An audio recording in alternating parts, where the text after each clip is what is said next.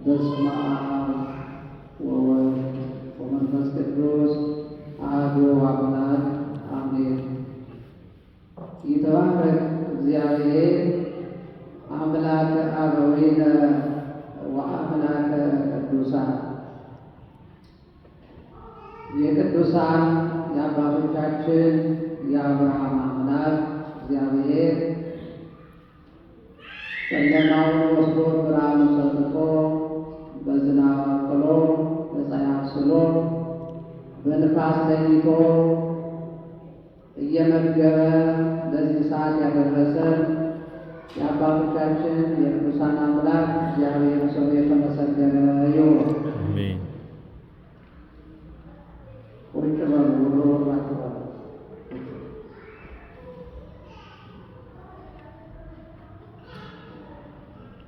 የተወደዳችሁ የተከበራችሁ እግዚአብሔር የሚወዳችሁ እግዚአብሔር የምትወዱ የልዑል እግዚአብሔር ልጆች የእመቤታችን የቅድስት ድንግል ማርያም የአስራት ልጆች በክርስቶስ ፍጹም ሰላም ሰላም እላችኋለሁ። እንደምን አደራችሁ? እንደምን አደራችሁ? ሴቶች ዝም ብለውና ወንዶች እንደምን አደራችሁ? እግዚአብሔር ይመስገን። ሴቶች ብቻ እንደምን አደራችሁ? እግዚአብሔር ይመስገን። በአንድ ላይ እንደምን አደራችሁ? እግዚአብሔር ይመስገን። ምስጋና የባሕርይ ገንዘቡ የሆነ አምላካችን እግዚአብሔር በምሕረቱ በቸርነቱ ጠብቆ በዚህ ዕለት በዚህ ሰዓት ያደረሰን የአባቶቻችን አምላክ እግዚአብሔር ስሙ የተመሰገነ ይሁን። ይህ ቁጭ በል ቁጭ በል አይቻልም።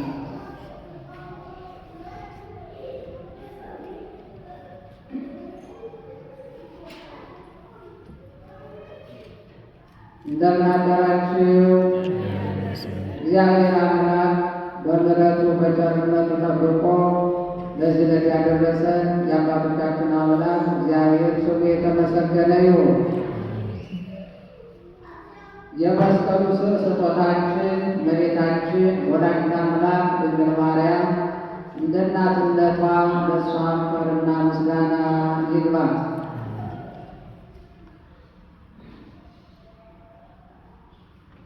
ጸሎት በእግዚአብሔር ዘንድ ተሰምቶልሃል። ጸሎት በእግዚአብሔር ዘንድ ተሰምቶልሃል። የሉቃስ ወንጌል ምዕራፍ 1 ቁጥር 10 ላይ የምናገኘው ኃይለ ቃል የምስጢርና የእውቀት ባለቤት አምላካችን እግዚአብሔር ለነቢያት ለሐዋርያት ለቅዱሳን የገለጸውን ምስጢር ለእኔና ለእናንተ ማስተዋሉን ጥበቡን እንዲገልጽልን የእርሱ ቅዱስ ፈቃዱ ይሁንልን። ጸሎት በእግዚአብሔር ዘንድ ተሰምቶልሃል። እግዚአብሔር አምላክ የእኛን ጸሎታችንን ሁሉ ይቀበልልን። የሉቃስ ወንጌል ምዕራፍ 1 ቁጥር 10 ላይ የምናገኘው ኃይለ ቃል ነው። ይህ ቃል የተናገረው የእግዚአብሔር መልአክ ቅዱስ ገብርኤል ነው። የተናገረው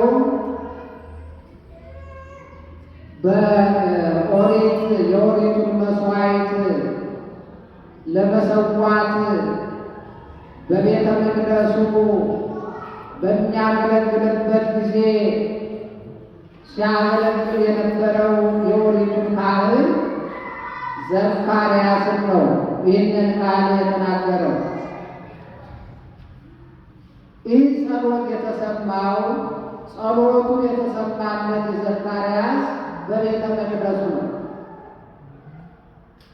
ምስጋናው ተቀባይ ያገኘለት በቤተ መቅደሱ ነው። ዘካርያስ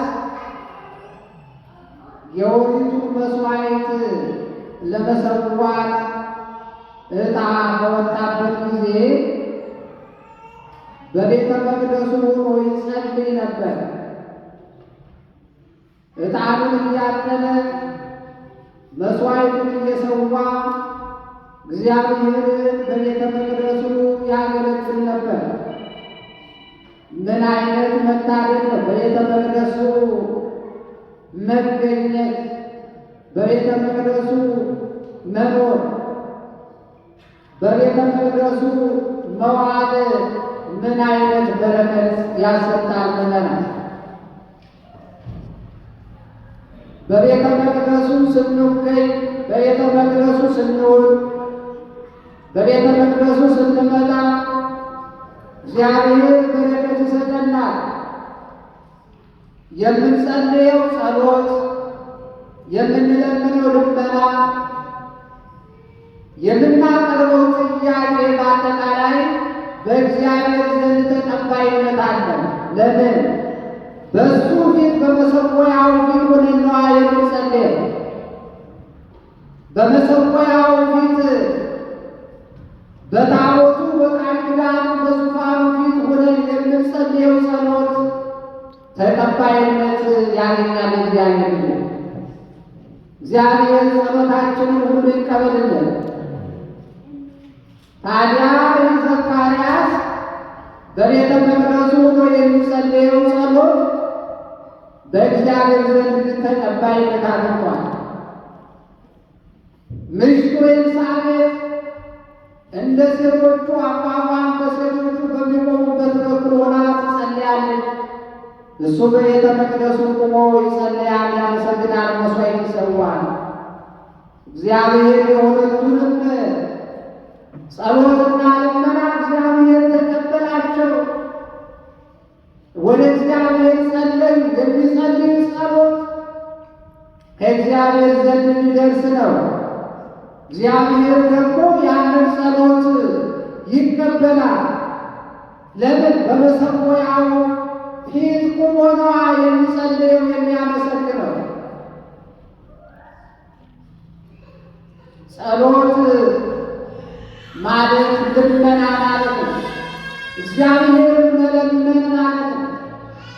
የሚፈልጉትን ነገር ስጠኝ ብሎ እግዚአብሔርን መጠየቅ ማለት ነው። እግዚአብሔር ደግሞ ያንን ጥያቄ ይቀበላል። ተቀባይ አምላክ ስለሆነ፣ ሰጪ አምላክ ስለሆነ እግዚአብሔር ለጋስ ነው። ቢሰጥ የማያልቅበት እግዚአብሔር ሙሉ ነው፣ የሞላ ነው። ስለዚህ ኤልሳቤጥና ዘካርያስ በውስጣቸው የጎደለ ነገር ነበር። ምክንያቱም እነዚህ ሰዎች የሚኖሩት በባልና በሚስትነት ነው። በባልና በሚስትነት ሲኖሩ እንደ እግዚአብሔር ፈቃድና እንደ እግዚአብሔር ሕግጋት ጸንተው ይኖሩ ነበረ። ያለ ነቀፋ በእግዚአብሔር ሕግጋት ጸንተው ይኖሩ ነበረ። ስለዚህ በአንድ ላይ ሆነው እግዚአብሔርን አክብረው ሲኖሩ እግዚአብሔር ደግሞ ጸሎታቸውን ተቀበላቸው። ሲቀበላቸው ምን አለ? እግዚአብሔር በመላእክት በኩል ልኮ የእግዚአብሔር መልአክ ቅዱስ ገብርኤል እንዲህ አለ፣ ዘካርያስ ሆይ ተሰማ ጸሎትከ፣ ጸሎት ተሰምቶልሃል። እንዴት ደስ ይላል! እኛም በሚካኤል ስም ብንጸልይ፣ በገብርኤል ስም፣ በቅዱሳን በጻድቃን በመላእክት ስም ብንጸልይ በቅዱሳን በኩል ጸሎታችንን ከእግዚአብሔር ዘንድ ይቀበላል። ግን ስንጸልይ ከልባችን ሊሆን ያስፈልጋል። ስንጸልይ ውስጣችን ንጹሕ መሆን አለበት። ያ ከሆነ ዛሬ ቢያርሱ በነጋው ሰርዶ እንዲሉ ተቀባይነት አይኖረው። ውስጣችንን ሳናነጻ ብንጸልይ፣ ውስጣችንን ሳናነጻ ንጹሕ ሳናደርግ ብንቀድስ፣ ብናወድስ፣ መስዋዕት ብናቀርብ፣ ዳዊት ብንበል፣ ውዳሴ ማርያም ብንበል ተቀባይነት የለውም ልቦናችን ንጹሕ ካልሆነ። ነገር ግን ልቦናችንን ንጹሕ ካደረግን እግዚአብሔር አንድ አባታችን ወይ ብለን የምንጸልየው አቡነ ዘበሰማያትና በሰላም ቅዱስ ገብርኤል ይቀበላል እግዚአብሔር። ስለዚህ እነዚህ ሁለቱ ሰዎች በባልና በሚስትነት እግዚአብሔርን አክብረው ባልና ሚስት ጋብቻ የተከበረ መሆኑን አውቀው በአንድ ላይ ተከባብረው እየጾሙ እየጸለዩ እግዚአብሔርን እያመለኩ በአንድ ላይ ይኖሩ ነበረ። ግን ልጅ አልነበራቸው። ዘመናቸው አልፏል። ዕድሜያቸው ገብቷል። አርጅተዋል ሁላቸው። ለእግዚአብሔር የሚሳነው ነገር የለምና ዘካርያስን አድጎ በሽምግልናው ኤልሳቤጥን የሴቶቹ ልማድ ሁሉ ደርቆ አርጅታ በነበረበት ሰዓት እግዚአብሔር የደረቀውን የሚያለመልም አምላክ ስለሆነ ያ ያረጀው ማኅፀን ወዲያው ፍሬ አፈራ። ዮሐንስ ተጸነሰ። ለምን? የዘካርያስ ጸሎት ተሰማ። ቅዱስ ዘካርያስ የእግዚአብሔር መልአክ ይህን ቃል ሲናገረው ምን አለ? ምን አለ? ፈራ፣ ተንቀጠቀጠ፣ ወደቀ። እንዳውም እንዲህ ነው ያለው፣ ናዳብና አብዩን ባለማወቃቸው የቀሰፈ አምላክን የሚቀስፈኝ ነው የመጣው ብሎ ፈራ። ግን የእግዚአብሔር መልአክ ፍርሃቱን አራቀለትና እነሆ ዘካርያስ ኢትፍራ አለው። አትፍራ፣ ጸሎት ተሰምቶልሃል፣ ደስ ይበለን ያለ። በዚህ ጊዜ ዘካርያስ እንዴት ሊሆን ይችላል? ለእግዚአብሔር የሚሳነው ነገር የለም። ይህንን ካለ በኋላ ዘካርያስ ስላላመነ እንግዲህ አሳለ እግዚአብሔር መልአክ ዮሐንስ ልጅ እስከሚወለድ ድረስ አንደበት መናገር አይችልም አለውና አንደበቱ ተዘጋ። ግን በኋላ ዮሐንስ ከተወለደ በኋላ ኤልሳቤጥ በልጅና ወራት ከጸነሰች ከወለደች በኋላ ስሙን ዮሐንስ ብሎ ሰይሞ ካወጣ በኋላ የዘካርያስ አንደበት ተፈታ። ማመን ያስፈልጋል። ይደረግላችኋል ከተባለ አዎ ይደረግልናል ማለት ነው። ስለዚህ ያ የደረቀው ማኅፀን ለምልሞ አፍርቶ ያ ያፈራው ፍሬ የተቀደሰ ፍሬ ሆኖ ከኤልሳቤጥ ተገኝቷል። ያ ፍሬ ማን ነው? ዮሐንስ ነው። በመወለዱ ብዙዎች ደስ ይላቸዋል። በመወለዱ ብዙዎች ደስ ይላቸዋል አለ። ዓለምን ሁሉ ዞሮ ወንጌል ያስተምራል፣ ለዓለም ሁሉ ብርሃን ይሆናል። ምድራዊ ምግብንና ምድራዊ መጠጥን አይቀምስም አይጠጣም አለ። ስለዚህ ቅዱስ የሆነ ልጅ ከአንተ ይወለዳል ተብሎ ተነግሮ ስለነበረ ቅዱስ የሆነ ዮሐንስ መጥምቅ በኤልሳቤጥ በኤልሳቤጥ ማኅፀን ተወለደ፣ ተገኘናል። የእኛ ያስገድማል ነው መልአኩ ነው። መላእክት ለሰው ልጆች ምሕረትን የሚያስረክባል። ከእግዚአብሔር ያለውን ወደ ሰው፣ ከሰው ያለውን ወደ እግዚአብሔር የሚለምኑ መላእክት ተላላኪዎች፣ ጠባቂዎች፣ እረኞች ናቸው።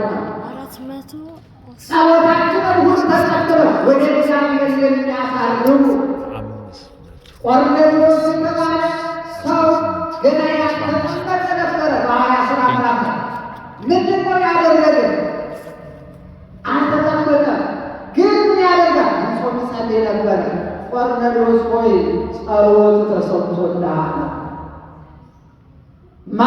ሰው እግዚአብሔርን የለመነ ሰው ጸሎቱ በእግዚአብሔር ዘንድ ተቀባይነት አለው። ምዕመናን ተቀባይነት አለው። ያ የሚሆነው ግን ከልባችንን ስንጸልይ ስናመሰግን ነውና እግዚአብሔር አምላክ የዘካርያስን ጸሎት የተቀበለ እግዚአብሔር እኛን ጸሎታችንን ይቀበልልን። የምንቀድሰውን ቅዳሴ፣ የምናመሰግነውን ምስጋና፣ የምንዘምረውን መዝሙር፣ የምናቀርበውን ማኅሌት፣ የምንሰዋውን መሥዋዕት እግዚአብሔር ይቀበልልን። የምንሰዋው መሥዋዕት ከልብ መሆን አለበት። መሥዋዕት ሲባል እናንተ የምታመጡ ስጦታ መሥዋዕት ነው። ጧፉ፣ መባው፣ ነዋየ ቅድሳቱ በአጠቃላይ የምታመጡት መሥዋዕት ነው። እግዚአብሔር ይህንን ሁሉ ይቀበልልን። የምናመጣው ስጦታ የምንሰጠው ስጦታ ግን ከልብ ሊሆን ያስፈልጋል ማለት ነው። ስለዚህ በመወለዱ ብዙዎች ደስ ይላቸዋል ተብሎ ዮሐንስ ለዘካርያስ እንደተነገረው ያ የተወለደው ማነው ሲባል ዮሐንስ ነው።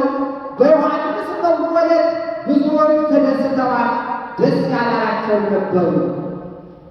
በዮሐንስ መወለድ የተደሰቷል፣ ደግሞ በዮሐንስ መወለድ ያልተደሰቷል።